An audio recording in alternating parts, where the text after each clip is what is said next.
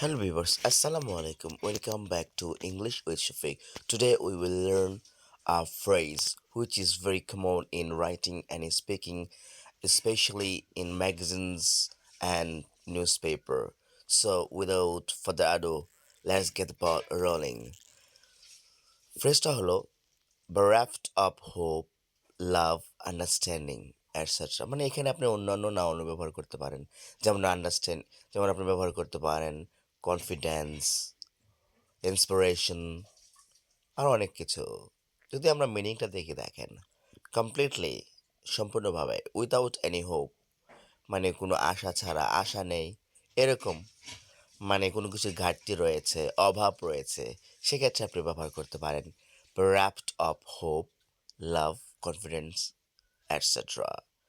যদি আমি কতগুলো উদাহরণের মাধ্যমে দেখি, তাহলে দেখেন,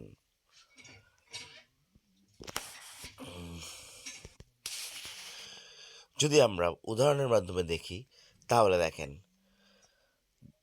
দ্য টিম নাও সিমস, মনে হয় রয়েছে bereft of inspiration, মানে আপনার এখানে ইন্সপিরেশনের, উৎসাহের, উদ্দীপনার ঘাটতি রয়েছে দলটার। আরও একটা যদি উদাহরণ দেখি, his life is bereft of লাভ, তার জীবনে ভালোবাসা নেই, ভালোবাসার ঘাটতি রয়েছে। Her life is bereft of happiness and understanding, তার জীবনে সুখ এবং সমঝোতার অভাব রয়েছে। আল্লাহ হাফেজ, ভালো থাকবেন।